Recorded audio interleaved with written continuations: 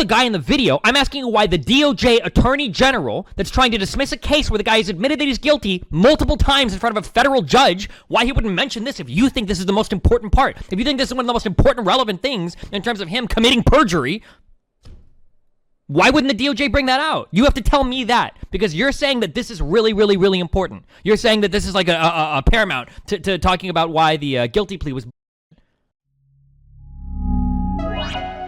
So in this context, let's talk about the crime of lying to the federal government. Real quick, so because we read what that interviewer, I think from the DOJ, had written the other day that was used as evidence for why this case is dismissed. I don't know if he's going to get into it or not, but the conflict of interest here between the DOJ and the FBI was that the FBI wanted to interview Flynn as part of their ongoing counter intel, I think, investigation, but the DOJ wanted to bring Flynn in immediately and say, hey, you lied about something to your incoming administration, and now people could use it as leverage over you. Like Russians could theoretically compromise you because of this lie that you've told that we know you're lying about.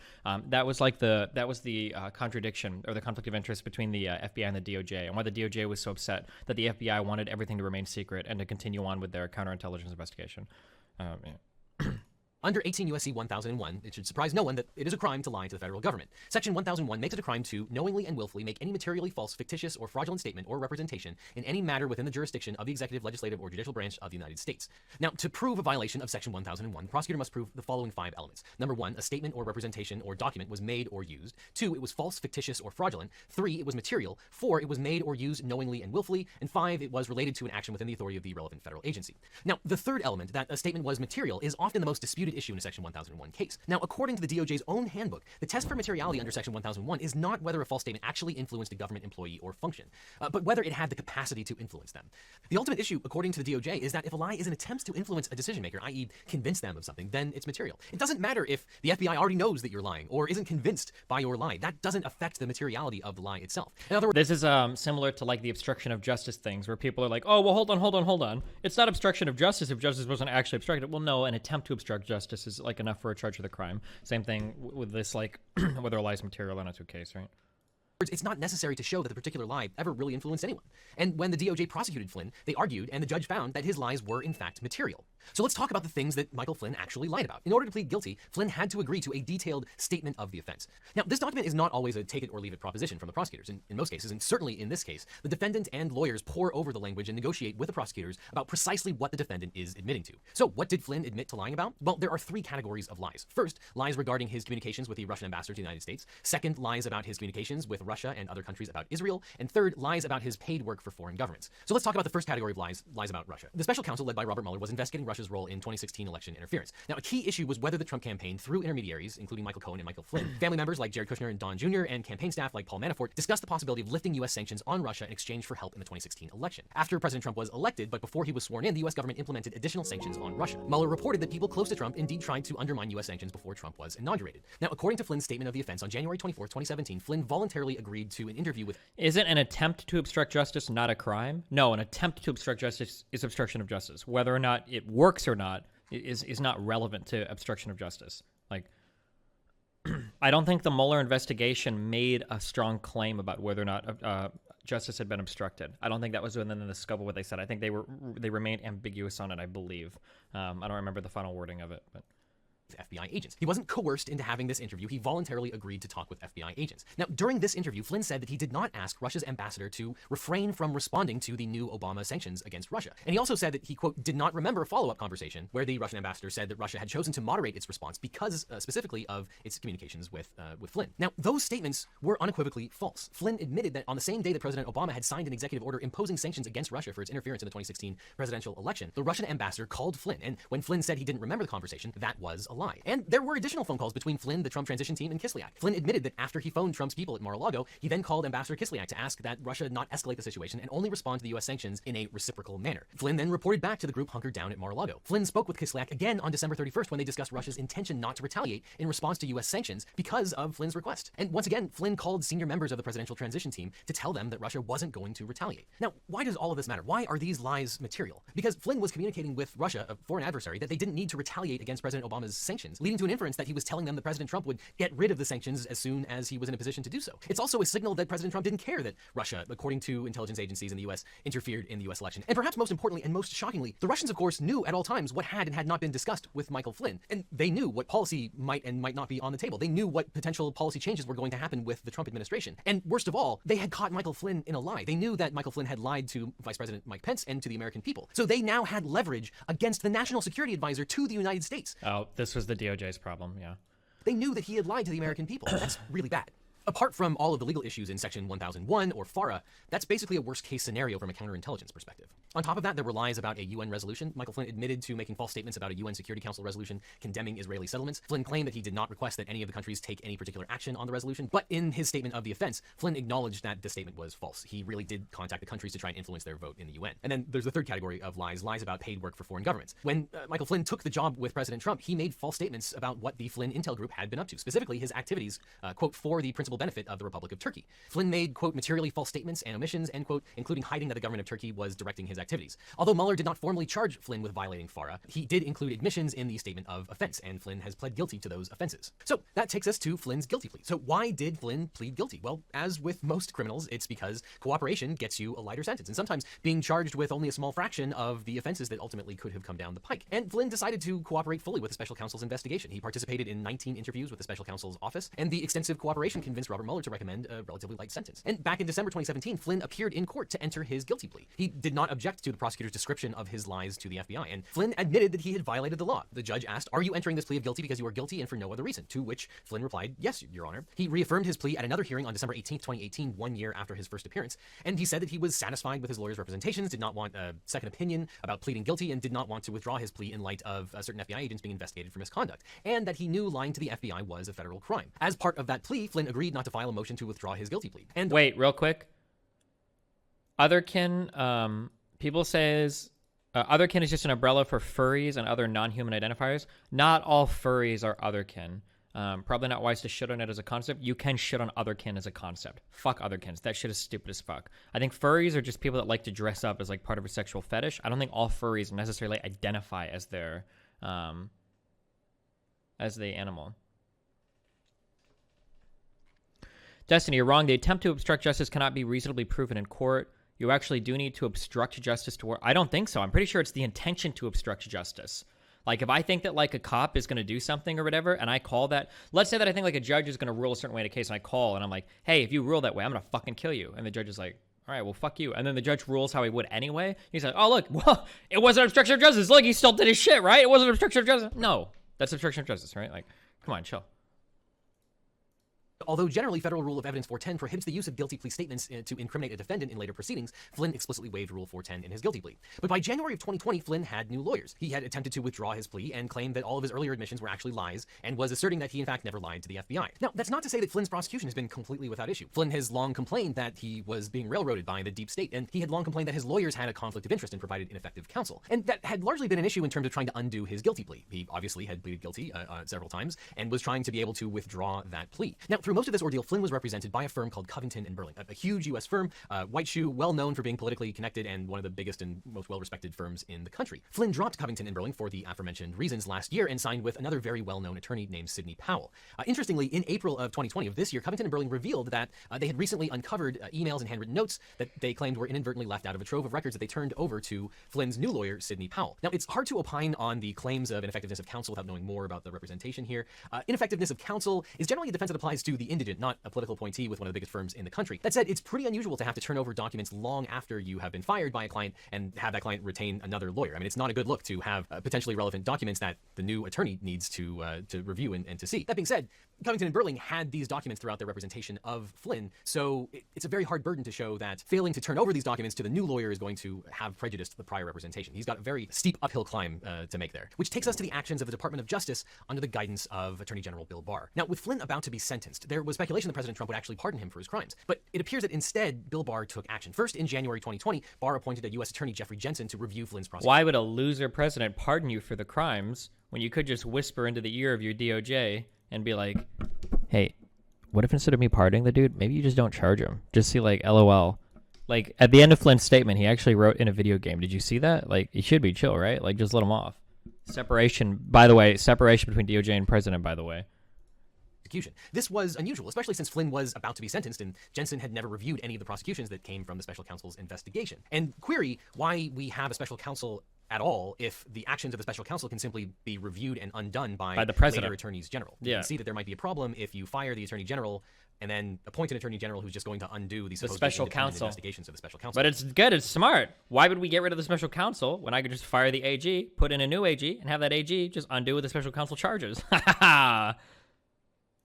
Office. We'll talk about that later. By the time that Jensen was brought on to review, Mueller agrees with you too about the attempt to obstruct justice. Go to page 369 of the Mueller report, first paragraph. 369. Wait, on the PDF or? Why did it stop giving me page numbers? Oh, why are you doing that? Oh, there it is. I have to scroll. Second, many obstruction cases involve the attempted or actual cover-up of an underlying crime. Personal criminal conduct can furnish strong evidence that the individual had an improper obstructive purpose, and then court cases are cited, or that he contemplated an effect on an official proceeding. But proof of such a crime is not an element of an obstruction offense.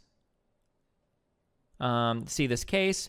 Stating and applying the obstruction sentencing guidelines that obstruction of criminal investigation is punishable even if the prosecution is ultimately unsuccessful or even if the investigation ultimately reveals no underlying crime.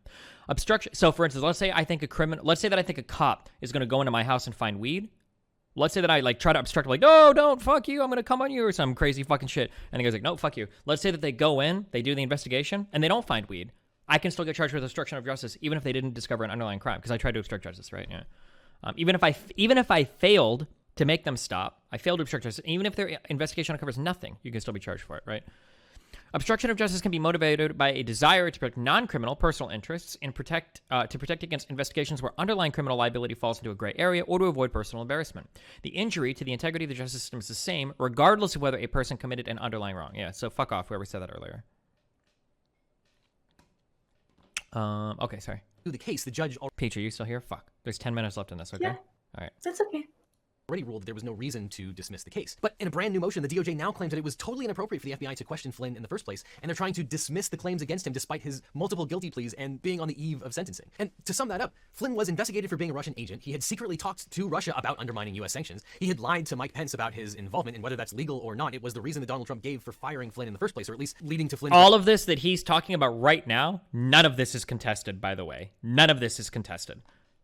Even the Trump administration, or even the DOJ, even Barr doesn't contest any of this, the DOJ. Resignation, and he had a long history of hiding his involvement with foreign governments. Yet, unbelievably, the DOJ is now saying that none of that was a good enough reason for the FBI to interview Flynn, and that those representations... All they're trying to say now is, okay, maybe all that happened, but let's be real. Was this material to the investigation? Did we really need to talk to Flynn? I don't know about that, so we should throw it all out. This is literally like the fucking TV courtroom drama, where they're like, objection, Your Honor.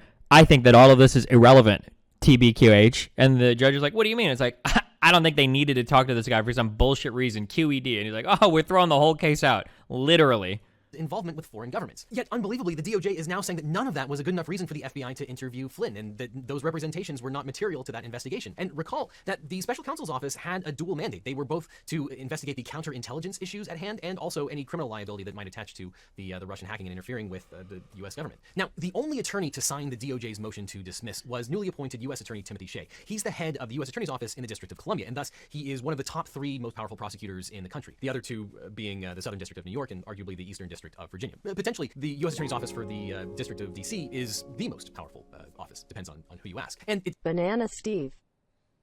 It's important to note that Shea, who is a longtime colleague of Bill Barr, replaces outgoing U.S. Attorney Jesse Liu, who left the post at the U.S. Attorney's Office for D.C. to take up an appointed position with the Treasury Department. But just a few months ago, the Trump administration inexplicably just removed her nomination entirely, so she was effectively fired from her past job. And the Department of Justice, through Timothy Shea, is arguing in this motion to dismiss that the government had already decided not to charge Flynn under FARA, so the decision to interview him by the FBI was illegitimate. Now, the DOJ had not officially written a memo closing the file, but Shea portrays the closure of the investigation as a mere formality. He went even further by by exonerating Flynn entirely, stating that his chats with Kislyak were totally fine. And the DOJ's brand new position is that, quote, there was no factual basis for the predication of a new counterintelligence investigation, nor was there a justification or need to interview Mr. Flynn as to his own personal recollections of what had been said. The DOJ motion relies heavily on an interview with former DOJ lawyer Mary McCord. This 2017 interview with McCord about the circumstances of the Flynn investigation was cited more than 25 times in the motion. However, Mary McCord wrote an editorial just a few days ago. So her editorial, her op-ed, that's the one that we read, where she was like, dude, they're citing my shit in a very wrong way, okay? I had never said any of this shit. They're trying to make it sound like, since I was a little bit ass mad, that the FBI was running behind our backs like the little motherfuckers they were because of our interdepartmental drama, that I think that the whole investigation was immaterial. That's bullshit. That's basically what her op-ed said. Ago slamming her former employer, the DOJ, for twisting her own words. Now, although Mary McCord is no longer with the Department of Justice, she was an incredibly high-ranking official at the time of the Flynn investigation. She was, in fact, the Deputy Attorney General in charge of national security. According to McCord, her interview merely describes a, quote, difference of opinion about what to do with the information that Flynn apparently had lied to incoming Vice President Mike Pence, and whether Flynn's lies should be shared with President-elect Trump, not as to whether the investigation should proceed in the first place. McCord states that the debate was a completely different topic that had nothing to do with the legitimacy of interviewing Flynn. Quote, the report of my interview is no support for Mr. Barr's dismissal of the Flynn case. It does not suggest that the FBI had no counterintelligence reason for investigating Mr. Flynn. It does not suggest that the FBI's interview of Mr. Flynn, which led to the false statements charge, was unlawful or unjustified.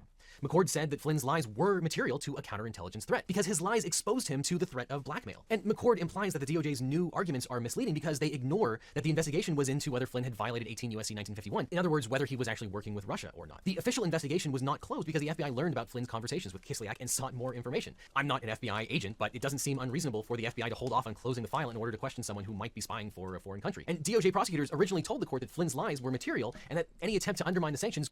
Why does Trump like Flynn so much? I think it's more signaling to other people that, like, if you're loyal to Trump, like, it pays off. Like, it's good to be loyal to Trump, and that he'll try to save you if he can. Originally told the court that Flynn's lies were material and that any attempt to undermine the sanctions could be evidence of collusion between Russia and the Trump campaign. Whether that ultimately proved to be true or not doesn't mean that you can just get away with lying to the FBI with impunity. Again, it doesn't matter if the FBI believed what you were saying at the time in order for the lies to be material. But in the motion that was filed last week, the DOJ reversed itself and ignored the judge's prior ruling in order to claim that things have simply changed. The DOJ hasn't really told the court what that change is. It's just changing its position. And Tim Shea also argued that the case should be dropped since the government can't prove Flynn lied beyond a reasonable doubt. This is particularly peculiar given the number of times that Flynn has already admitted itself. There's really no question that he lied. It's only a question of whether that was material or not. Now, Shea's motion also claims that it's based on new information, but McCord confirms that the DOJ had access to all this information the whole time. And speaking of which, one of the high-ranking FBI agents has also come forward claiming that the Barr-led DOJ interviewed him about his actions and notes surrounding the Flynn interview and failed to apprise the court of his testimony and evidence, which he claims was counter to the DOJ's narrative in the Shea motion to dismiss. Apparently, in preparation for this motion to dismiss, the DOJ interviewed Bill Priestap, who was the former head of FBI counterintelligence, 2 days before making their extraordinary request to drop the case in front of Judge Sullivan. Now, apparently they didn't tell Judge Sullivan about Mr. Priestap's interview. And that's a bad look because generally lawyers have a duty to present negative evidence or negative authority to a judge. You don't have to give it the light most favoring the other side, but you do have to at least acknowledge that it exists. The New York Times reports that the DOJ is claiming that they're in the process of writing up a report of the Priestap interview and will in fact file that with the court. We'll see if that happens. Now, Priestap apparently says that the FBI was never trying to lay a perjury trap and claims that FBI officials were trying to do the right thing in questioning Mr. Flynn and knew of no effort to set him up, media report to the contrary. Meanwhile, not everyone at the Department of Justice is just sitting idly by. Brandon Von... Also, I don't know if this works differently with high-ranking officials or not. I don't think there is a such thing as a fucking perjury trap. Like, in order for you to get, like, fucking entrapped on some shit, you gotta do some crazy-ass shit. Like, an FBI agent walks up to you and holds a gun to your fucking face and says, sell me crack or I'm gonna fucking kill you, and you do it, that's entrapment, okay? If an FBI agent walks by and is like, hey, dog, like, I got some little you wanna fuck, are you interested? You're like, hell yes, ship me them fucking I wanna tear up that fucking you're going to jail. And you can't say that was entrapment because you did that shit all on your fucking own, dog. Unless somebody is, like, forcing you to do some shit, like, it has to be really fucking hardcore. Like, they're forcing I think that specifically, they have to force you to do something that you wouldn't otherwise do within, like, the normal day-to-day operation of your life. Just offering you, giving you an opportunity to break the law, and then you breaking it is an entrapment. That's not what entrapment is.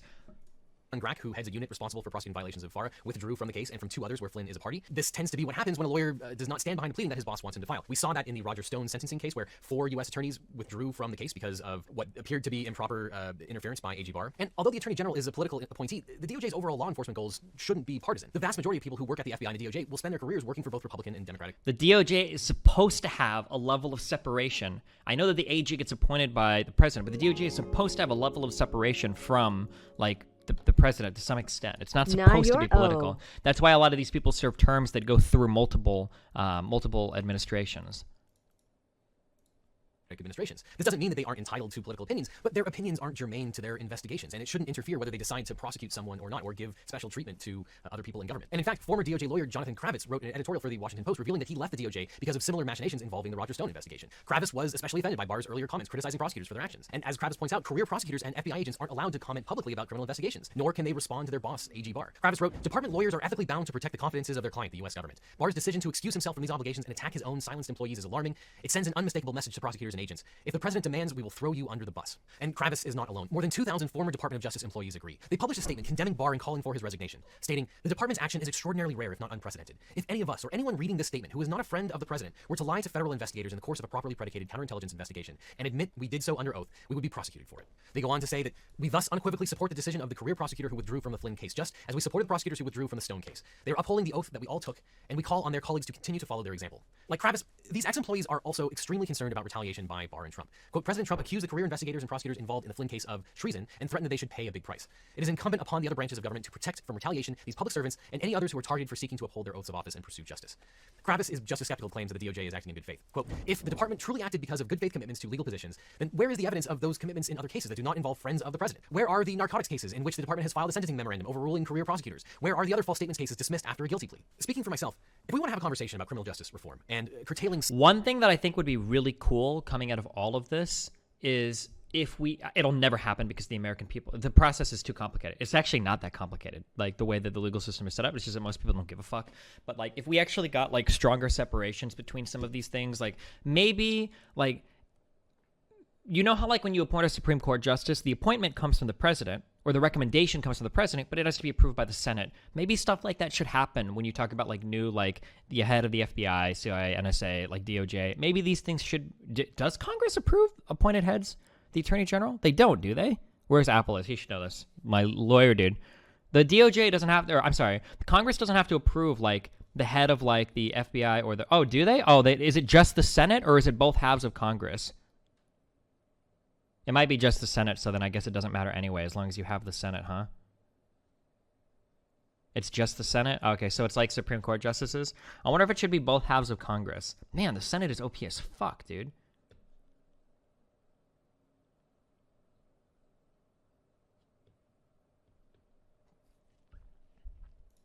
some of the FBI's power or their ability to use the broad mandate of Section 1001 so that we can talk about a more fair justice system. I'm all for that. I and a whole bunch of other defense lawyers would love to be able to remove some of the power that the federal government or other investigators have when investigating people. But this isn't one of those cases. This isn't a case of reforming the underlying law. It's a case of special treatment doled out to one of the president's closest advisors. That is the exact opposite of the rule of law. That's crony capitalism. It's corruption. So many people who had no frame of reference lashed out at some of the tactics that the FBI used in this particular case and were appalled. But the truth is, the FBI has done similar things in thousands, if not hundreds of thousands of other cases. You want to have a conversation about reforming some of those actions? Fine. I'm all for it. But the Michael Flynn case is not the venue for criminal justice reform. It's just simply special favors being doled out to friends of the president, the opposite of the rule of law. Flynn had every advantage. He was at the highest echelons of government. He had the best lawyers, and he spoke to the FBI voluntarily of his own accord on advice of counsel. He wasn't railroaded. He wasn't entrapped by the government. You want to talk about criminal justice reform? Let's do it. This is not that case. So let's talk about what's going to happen next and the judge's role. Judge Sullivan is the presiding judge, and the government has asked Judge Sullivan in Flynn's case to drop the prosecution entirely. Sullivan is not required to do so. Under Rule 48A of the Federal Rules of Criminal Procedure, a government motion to dismiss an indictment even after a guilty plea requires what's called leave of court, so the judge gets to decide. Judge Sullivan probably will grant the leave to dismiss because there won't be an opposing party. Both the government and Flynn are going to argue in favor of dismissal. But Judge Sullivan does have the discretion to deny it and just go straight to sentencing. And it's significant that Flynn pled guilty twice and that Judge Sullivan ruled Flynn's lies were material to an investigation and that he has already received sentencing memoranda from both sides. But we don't really know what Judge Sullivan will do. He's known as a mercurial judge, and he will go his own way. Okay, so fast forward a couple of days, and here's where things really start to get crazy in terms of the prosecution of Michael Flynn and particularly Judge Sullivan. So in reaction to this effectively unprecedented motion by the Department of Justice, Judge Sullivan started making some moves. The first thing that he did a couple of days ago was that he issued a minute order, which is usually just a short order that appears on Pacer, have a huge document associated with it, in which he asked for third parties to write what's called an amicus brief. An amicus brief is a brief filed by a third party that has no stake in the case itself. It's an amicus brief filed by an amicus curiae. And this is very, very normal in an appeals context, where appeals cases have far-reaching implications. They set precedent, and so it's not unusual for a third party to want to weigh in. When I have litigated in front of the federal circuits, I often have third parties file these amicus briefs, either in support of my arguments or against my arguments, because they might be affected by it. An amicus brief is a very unusual thing in a trial court, because generally nobody cares except the parties who are actually in trial. But the court has inherent power to ask for these amicus briefs, and Judge Sullivan here has done so. He apparently wants additional opinions or briefs to be filed about this particular situation. There are multiple ways of spinning this, but the most likely situation is that the judge is showing his displeasure with the DOJ's position, that because there's no one arguing for the continued prosecution of Michael Flynn, he wants a third perspective to be able to understand countervailing issues. And, given Who's allowed to file amicus briefs? Do you specifically ask for certain people to do it, or is it just an invitation for literally anybody to do it? Unprecedented nature of this motion to dismiss, it's not crazy to want someone else going to bat for the prosecution of Michael Flynn. Typically, though, the federal judge usually accedes to the request of the DOJ prosecutors. If the DOJ doesn't want to move forward with the prosecution of an individual, generally there's no reason why the judge would not agree with that position. But obviously, for reasons that we have already discussed, this is not a usual situation, and nothing is really normal in the motion to dismiss that the DOJ has filed. Now, after Judge Sullivan asked for these amicus briefs, that's when it really got real. He issued another order a few days later in which Judge Sullivan has asked for a magistrate judge to be appointed to basically present an opposition to the DOJ's motion. The order seeks to appoint Judge Gleason, who is a former federal prosecutor and former federal judge, and that judge is going to basically make the arguments that the DOJ is not making in moving forward with Michael Flynn. And on top of that, and here's where things really get interesting, Magistrate Judge Gleason is going to decide if Michael Flynn has committed criminal contempt by perjuring himself. So let's take a step back here, because this is pretty unprecedented. What is a magistrate? Well, a magistrate judge is sort of an ad hoc helper of the court. So the federal judges are all appointed by the President of the United States, and they often deal with situations that are either too complex or too time-consuming to deal with themselves, or they want a neutral third-party view on a particular issue. So you would create what's called a magistrate judge, which is sort of an ad hoc position. I've run into magistrate judges a lot because often judges don't have to deal with discovery, literally millions of pages of documents, and so they hand that off to a magistrate. Sometimes the magistrate is a former federal judge, a retired federal judge, and sometimes it is a lawyer who wants to eventually become a judge. So they sort of get their training wheels by becoming a magistrate. In this particular case, Judge Gleason is a former federal judge, retired, but he's also a former federal prosecutor. And here, Judge Gleason is sort of wearing two hats. On the one hand, the first part of the order requires Judge Gleason to be an advocate, to oppose the DOJ's motion. And the second half of the order is effectively to be a neutral third party and make an independent decision as to whether Michael Flynn has committed criminal contempt and perjured himself. Now, what's going to happen here is absolutely anyone's guess, and we don't really know what to expect other than the fact that this question of whether Flynn committed criminal contempt by perjury is separate from his 1001 guilty plea of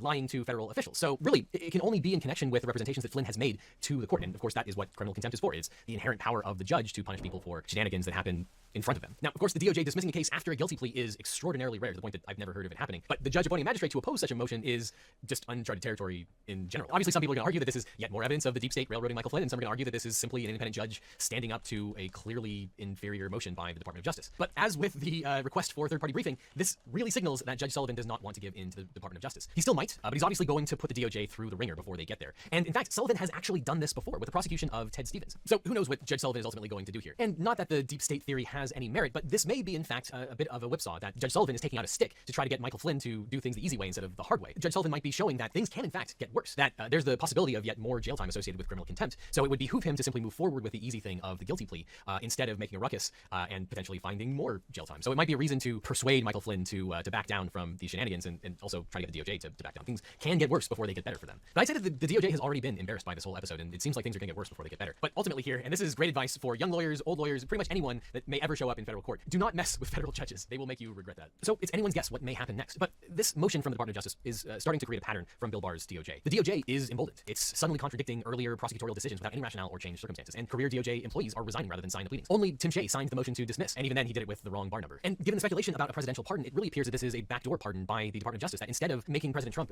take the fallout from actually pardoning a sentenced and convicted Michael Flynn, they're not even going to get to that stage by dismissing the investigation entirely without even getting to sentencing. So it was like the plea never happened. At the end of the day, Flynn made phone calls to the Russian ambassador and then lied about them. That's why he was fired by the Trump administration. And apparently everyone from the NSA to the GRU was listening to those phone calls. All right, Boomer, let's go. This guy is a fucking hack. He omitted so many relevant details. Wait, like omitted what? What? Like, he lied multiple times. No one's even denying that he lied. They're just saying, like, well, he lied, but it doesn't really matter. Or, like, maybe they should have been doing the investigation. Like, man, he lied, but it's okay that he was talking to the dude. It's like, dude, literally nobody's even contesting the original lies.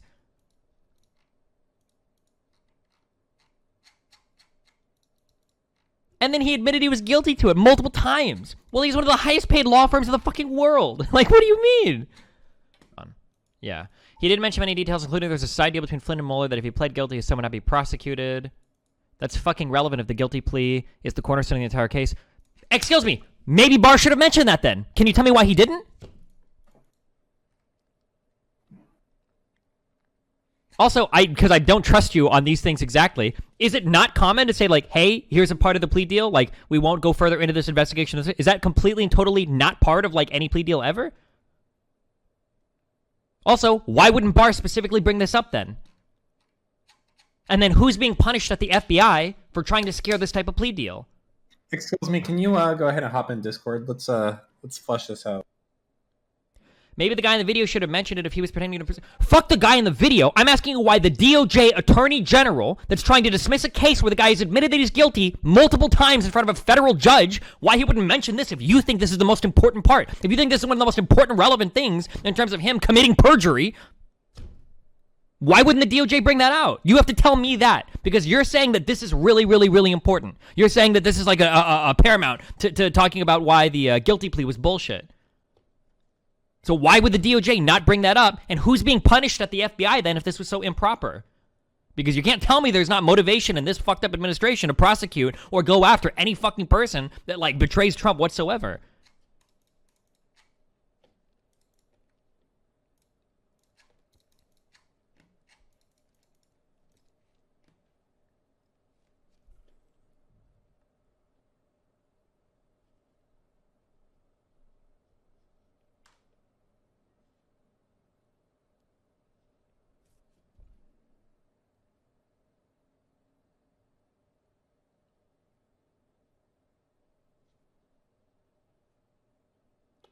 They maintain that Flynn was coerced into pleading guilty.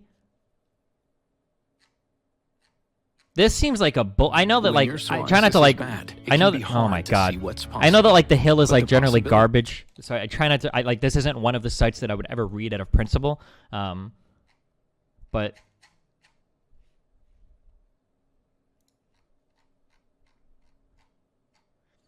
I said that this is a relevant fact in discussing Flynn's guilty plea. It's obviously newsworthy, so if you're going to talk about Flynn's guilty plea and not talk about this side deal, then you are presenting all the facts, period. Pulls out pitchfork. Okay, I guess then as a fact that you should know, the FBI might have continued to investigate Flynn had he not made the plea deal. That when Flynn made the plea deal, it was probably to get something in return for it, like every single plea deal in the history of all of plea deals has ever been made. But, okay.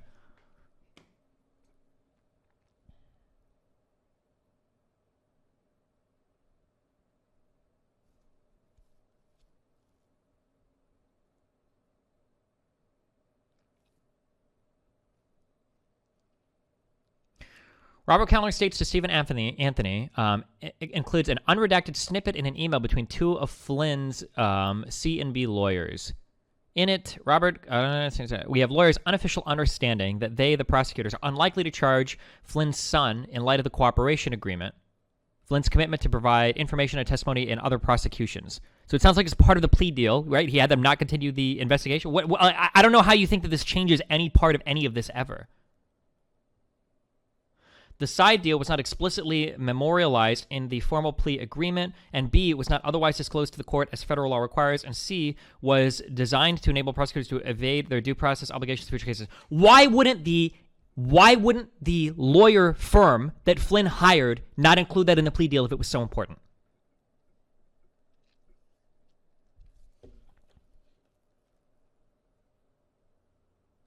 Because it was a completely informal exchange between lawyers and was that's what I'm wondering. If this, and therefore was not a formative part of the plea agreement. If this was so important to have in here, I don't know why Flynn's legal team wouldn't have included it as part of the plea deal. Because it was just informal talk between federal prosecutors and his defense team, and had literally no basis in fact for the plea agreement. So it could not have been a formative part of it if it wasn't documented in fucking writing. Does your question mean that this isn't worth mentioning in a video that's supposed to be about Flynn's guilty plea? This video isn't about Flynn's guilty plea. This video is about Barr saying, oh, his guilty plea was immaterial in the investigation. I don't think that means that you need to bring up every single potential side thing that's not even a part of any of the official proceedings to present a decent video on this. No. I don't think it's that relevant. No, I don't think that that's relevant at all to Barr. And if it was ultra relevant, maybe Barr should have included it then when he said that we dismissed charges in this case. He didn't say we're doing it because the plea deal is bad, or he's saying it because the case was the entire case was immaterial, that this entire investigation should have never happened. Okay, then you're a hack too. Okay. All right. Remember when Exskillsme left EGG because he was getting death threats and was scared for his life, and then magically those threats never manifested, and now he's back? What do you mean never manifested? Are you saying somebody was supposed to go out and kill him? Well, I mean, he's back, so something obviously changed, right? Well, I'm just curious. What I'm curious about, there's two huge questions I have here, Exskillsme. One, why didn't Flynn's legal team include this as part of the plea deal if it was so important? And two, why didn't Barr include this and part of why they were dropping the case? And then in three, who at the FBI is Trump punishing, because you can't sit here and pretend that Trump doesn't have the power to punish anybody, or that Trump hasn't been going after people aggressively. Who's being punished at the FBI for the impropriety of the investigation? That, oh, well, this should have never happened, or they forced him to fucking plead guilty, blah, blah. Okay, well, who's being punished for it? Like, okay, I'm loading up Warzone, sorry. Outstanding. I was kind of disappointed that Exskillsme didn't come in here and say, well. Well. What a misfire. Why not mention controversial tactics like this? I seriously doubt. Now, this is my bias showing, okay? And I could be biased here. I'm going to side with the fact that most of the people involved in these types of investigations, whether it was Mueller or anybody else, knew that this shit is going to be under scrutiny more than probably any fucking court proceeding in U.S. history. My guess is going to be that all of these fucking interviews and these plea deals aren't being done in an improper way. If for no other reason, because I seriously doubt that the prosecutors would sign off on it knowing that it's going to be that easy to blow up in the future. That would be my guess, right? My guess is going to be that if you're a federal prosecutor, you're probably not a fucking moron, and that if you're part of the DOJ or part of the FBI, you probably know generally like, oh, wow, you know, if we try to push this shit through like super illegal, it's really fucking dumb, we're probably going to get fucked for it. That would be my guess on it, but... I mean, I know dozens of federal prosecutors, and this is like pretty standard course. I mean, you can make up your deep state conspiracies, but this is generally how it works. You don't document everything. You don't have everything in the fucking plea agreement. You don't have everything in the cooperation agreement. There are informal understandings. This is not some sort of bizarre, like, you know, under the table sort of arrangement. It's how it fucking works at the DOJ. Flynn's legal team has brought this up, so your question is totally moot. Flynn changed representation, and the new First of all, this was after Flynn had already pled guilty to everything, right? Flynn's new representation came after all of this was more or less done, right? Firstly. Secondly, did this new representation come after we had a new AG, after Barr was the new AG? Wasn't it, Fuck, who was the guy that Trump fought with before? The dude from... who was the Attorney General? Sessions. Yeah, wasn't Sessions the guy before? When the Flynn shit was going down? And also, it's not like his last legal team was some fucking slacker like, oh no, Flynn had a public defender that fucked it up. Like, oh, you guys can join my party, by the way. I'm in Warzone. I invited you. Okay. Oh, no, join mine. I want to be able to not back out when I'm mad so I can see how mad you get, okay? LOL, yes, he pled guilty with an understanding of an undisclosed plea agreement, which is against the law. That is where you think that all of the plea agreement stuff, you think that was just totally illegal. Can you say that? Hold on. I just want to hear you say that in the chat. That the plea agreement that the DOJ prosecutors had with Flynn was just, or wait, would it be the DOJ or the FBI? The DOJ, I guess, is the one that prosecutes, right? So just say, so the DOJ's plea agreement with Michael Flynn was completely and totally illegal. That's what you're saying? That's your claim? And they just hoped that nobody would notice that they just made an illegal plea agreement. I mean, the most scrutinized, like, you know, one of the like, most scrutinized counsel investigating one of the most mercurial presidents who's going to scream about conspiracy. You think they just, you know, casually decided they're just going to ignore? In a case against a former national security advisor, they just like made an illegal plea fucking deal, and they hoped that nobody would fucking notice? That's insanity, dude. Come on, how fucking stupid would they have to be?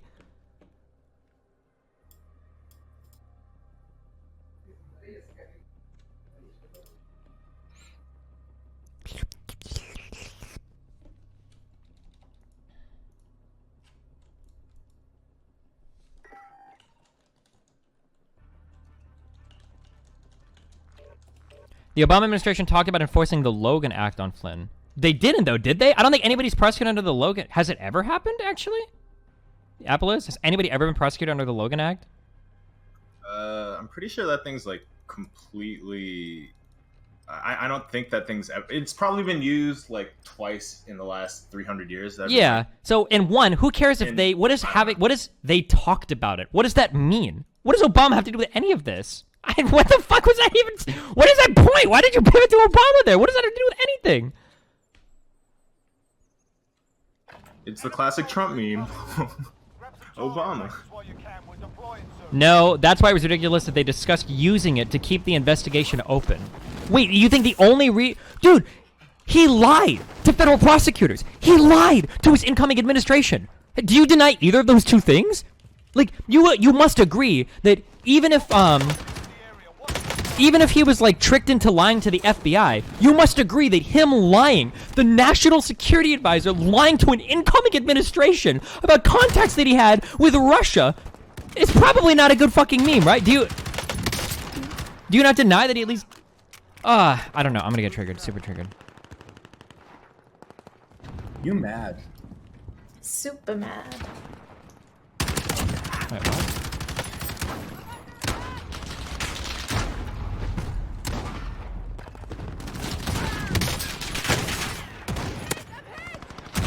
If you want to talk about the Flynn controversy, not talking about the controversial parts that make the prosecution look bad or dishonest, I don't think this is a controversial part. This is a shit article by The Hill that's trying to bring up random shit that is either immaterial or didn't matter after the fact. Literally nobody... I don't think anybody serious ever is contesting that the whole plea agreement was bunk. It's not a serious fact. It's not a serious controversy. Nobody serious is talking about it. It's in some shitter article on a website that's worse almost than Fox fucking News. Nobody's talking about it. Steve, we have What? to hold the prison. Can we do it? God damn it. I hate this shit house drop, but I'll do it. I'm landing on this tower. Okay. It's shit because it goes against your narrative. My narrative that the DOJ is doing like an unprecedented action, that a guy that admitted that he was guilty 2 times with one of the highest paid fucking law firms in the world, in an investigation, like with both the FBI and the DOJ involved, that pled guilty twice, that they're dropping the investigation because they don't think they can prosecute him, because they don't think they have enough evidence to do it? What do you mean? Yeah, of course. Of course. I don't think it's a narrative thing. I think it's a pretty extraordinary case. I want credit for Joshua, okay? I want to say that I ended his campaign run. Please, let me have this, guys.